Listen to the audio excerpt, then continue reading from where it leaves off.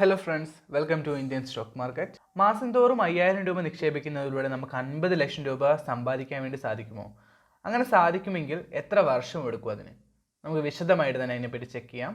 നമുക്ക് എല്ലാവർക്കും അറിയാം അല്ലേ, ഭാവി ജീവിതം സുരക്ഷിതമാക്കാൻ വേണ്ടിയിട്ട് നമുക്ക് നിക്ഷേപം കൂടിയേ തീരൂ എന്നുള്ള കാര്യം എല്ലാവർക്കും അറിയുന്ന കാര്യമാണ്. നമ്മുടെ എല്ലാ വീഡിയോസിലും അത് പറയുന്നതുമാണ്.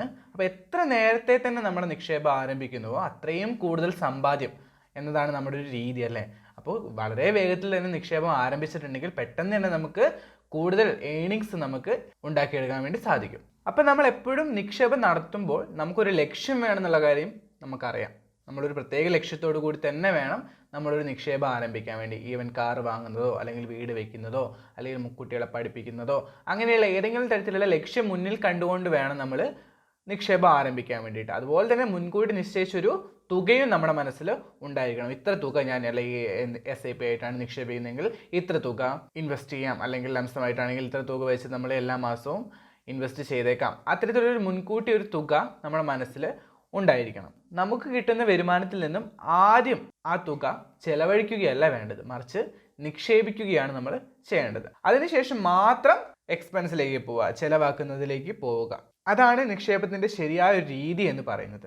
എന്നാൽ മാത്രമേ നമുക്കൊരു മികച്ച സമ്പാദ്യം കണ്ടെത്താൻ വേണ്ടിയിട്ട് സാധിക്കുകയുള്ളൂ. എല്ലാവർക്കും അറിയുന്ന കാര്യങ്ങളാണ്. അപ്പോൾ ഞാൻ ഒന്നുകൂടി പറഞ്ഞു എന്ന് മാത്രമേ ഉള്ളൂ.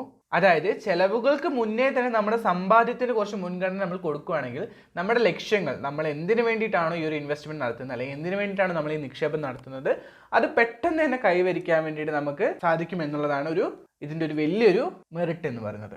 ഇപ്പോൾ നമുക്ക് എല്ലാവർക്കും അറിയുന്ന കാര്യമാണ്, ഒരുപാട് നിക്ഷേപ രീതികൾ നമ്മുടെ ഈ ഒരു സമയത്ത് നമുക്ക് അവൈലബിൾ ആണ് അല്ലേ. ഈ ഒരു കാലത്ത് നമുക്ക് അവൈലബിൾ ആണ്. പല പല ഇൻവെസ്റ്റ്മെൻറ്റ് പദ്ധതികൾ നമുക്ക് ഇപ്പോൾ ഉണ്ട്.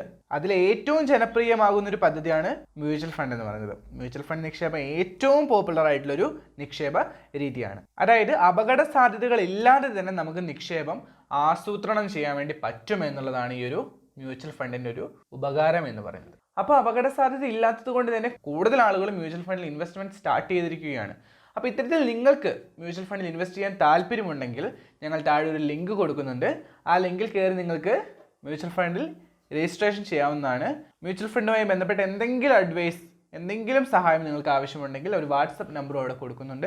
ആ വാട്സപ്പ് നമ്പർ വഴി, വാട്സപ്പ് ത്രൂ നിങ്ങൾക്ക് കോൺടാക്ട് ചെയ്യാവുന്നതാണ്. നിങ്ങൾക്ക് എല്ലാവർക്കും അറിയാം SIP അല്ലേ, സിസ്റ്റമാറ്റിക് ഇൻവെസ്റ്റ്മെൻറ്റ് പ്ലാൻ. നമ്മുടെ വീഡിയോയിലൊക്കെ കുറേ പറഞ്ഞിട്ടുണ്ട്. മുൻ വീഡിയോകളിലൊക്കെ SIPനെ പറ്റി കൂടുതൽ ഡീറ്റെയിൽഡ് ആയിട്ടുള്ള ടോപ്പിക്സ് ഒക്കെ നമ്മൾ ഡിസ്കസ് ചെയ്തതാണ്. അപ്പോൾ ഈ SIP എന്ന് പറയുന്നത് എന്താണ്? Systematic investment plan.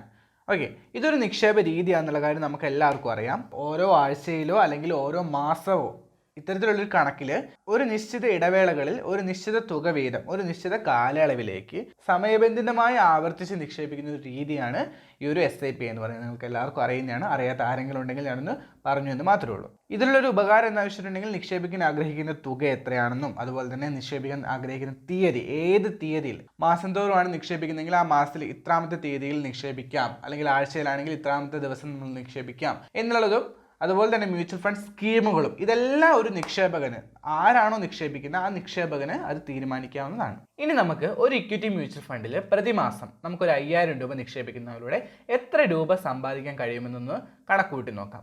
ഇപ്പോൾ 12% പലിശ ലഭിച്ചാൽ 20 വർഷം കൊണ്ട് നമുക്ക് 50 ലക്ഷം രൂപ സമ്പാദിക്കാൻ സാധിക്കും. ഇതിൽ 12 ലക്ഷം രൂപ മാത്രമാണ് നിങ്ങളുടെ നിക്ഷേപം ഉണ്ടാവുക. ബാക്കിയുള്ള 38 ലക്ഷം രൂപ നമുക്ക് റിട്ടേൺസ് ആയിട്ട് ലഭിക്കുന്നതായിരിക്കും. അതേസമയം പ്രതിമാസം നിക്ഷേപം 10000 രൂപയായിട്ട് ഉയർത്തിയിട്ടുണ്ടെങ്കിൽ 20 വർഷം കൊണ്ട് 1 കോടി രൂപ നമുക്ക് സമ്പാദിക്കാൻ വേണ്ടി സാധിക്കും. ഒരു 25 വർഷം നീണ്ടു നിൽക്കുന്ന കാലയളവിലാണെങ്കിൽ മാസം തോറും 5000 രൂപയോ അല്ലെങ്കിൽ 10000 രൂപയോ ലാഭിക്കുന്നതിലൂടെ യഥാക്രമം 95 ലക്ഷം രൂപയും 1 കോടി രൂപയും ലഭിക്കും എന്നുള്ളതാണ് കണക്ക്. അപ്പോൾ ഇത് മാത്രം മനസ്സിലാക്കിയാൽ പോരാ, പണപ്പെരുപ്പം കൂടി നമ്മൾ കണക്കിലെടുത്ത് വേണം നമ്മൾ നിക്ഷേപം ചെയ്യാൻ വേണ്ടിയിട്ട്. അതായത് നിക്ഷേപം ആരംഭിക്കുന്നതിന് മുമ്പ് തന്നെ നമ്മുടെ സാമ്പത്തിക ലക്ഷ്യങ്ങളിൽ കൃത്യമായ ഒരു ധാരണ ഉണ്ടാകണം. ഞാൻ മുന്നേ പറഞ്ഞതുപോലെ നിക്ഷേപ കാലാവധി, ആ കാലാവധിയിൽ വരാൻ സാധ്യതയുള്ള പണപ്പെരുപ്പം എന്നിവയാണ് പ്രത്യേകമായിട്ട് നമ്മൾ ശ്രദ്ധിക്കേണ്ട കുറച്ച് കാര്യങ്ങൾ. ഉദാഹരണത്തിന് 20 വർഷത്തിനുള്ളിൽ നിങ്ങളുടെ കുട്ടിയുടെ വിദ്യാഭ്യാസത്തിന് 25 ലക്ഷം രൂപ വേണമെന്ന് വിചാരിക്കുക. 25 വർഷത്തിന് ശേഷം ചെലവ് 35 ലക്ഷമായിട്ട് ഉയരാനുള്ള സാധ്യതയുണ്ട്. 30 വർഷത്തേക്ക് ഒരു സിസ്റ്റമാറ്റിക് ഇൻവെസ്റ്റ്മെൻറ്റ് പ്ലാനിൽ പ്രതിമാസം 3000 രൂപ നിക്ഷേപിക്കുന്നത് 1 കോടി രൂപയിൽ കൂടുതൽ തുക സമ്പാദിക്കാൻ വേണ്ടി നമ്മളെ സഹായിക്കും എന്നുള്ളതാണ്. ഓക്കെ, അപ്പോൾ അത് മനസ്സിലായി എന്ന് ഞാൻ വിചാരിക്കുന്നു. ഇനി നമ്മൾ ശ്രദ്ധിക്കേണ്ട ഒരു കാര്യം, നിക്ഷേപം ഒന്നിൽ മാത്രം ഒതുക്കി പോകരുത്. അതായത് സമ്പാദ്യശീലം നമ്മൾ വളർത്തിയെടുക്കുന്നതിന് ഒരു 2-3 മ്യൂച്വൽ ഫണ്ട് സ്കീമുകളിൽ SIPകൾ ആരംഭിക്കുന്നത് വളരെ നല്ലൊരു കാര്യമാണ്. ഈ ഫണ്ടുകൾ വിവിധ മാർക്കറ്റ് ക്യാപിറ്റലൈസേഷനുകളിലും സെക്ടറുകളിലും ഡൈവേഴ്സിഫൈ ചെയ്തിട്ടുണ്ടെന്നും ഒരു ലോങ് ടൈമിലേക്ക് അവയുടെ ടേംസ് ആൻഡ് കണ്ടീഷൻസ് എല്ലാം അവരുടെ മാനദണ്ഡങ്ങളെല്ലാം തുടർച്ചയായി മറികടന്നിട്ടുണ്ടെന്നും നമ്മൾ ഉറപ്പാക്കണം.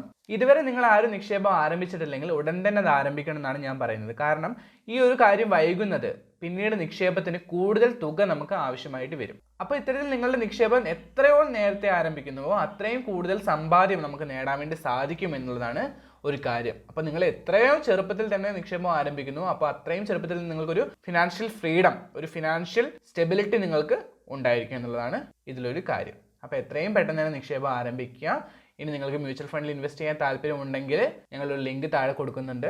ആ ലിങ്കിൽ കയറി നിങ്ങൾക്ക് മ്യൂച്വൽ ഫണ്ടിൽ രജിസ്ട്രേഷൻ ചെയ്യാവുന്നതാണ്. മ്യൂച്വൽ ഫണ്ടിൽ ഇൻവെസ്റ്റ്മെൻറ്റ് നടത്തുന്നതിൽ എന്തെങ്കിലും സംശയമുണ്ടെങ്കിൽ നിങ്ങൾക്ക് ഞങ്ങളുടെ വാട്സപ്പ് നമ്പറിൽ കോൺടാക്ട് ചെയ്യാവുന്നതാണ്. വാട്സപ്പ് ത്രൂ അതുവഴി നിങ്ങളുടെ സംശയങ്ങളെല്ലാം നിങ്ങൾക്ക് ദൂരീകരിക്കാവുന്നതാണ്. അപ്പോൾ ഈ ഒരു വീഡിയോ നിങ്ങൾക്ക് ഇഷ്ടമായി എന്ന് വിചാരിക്കുന്നു. അടുത്തൊരു ഇൻഫോർമേറ്റീവ് ആയിട്ടുള്ള ടോപ്പിക്കുമായി നെക്സ്റ്റ് വീഡിയോയിൽ കാണാം. Thank you friends.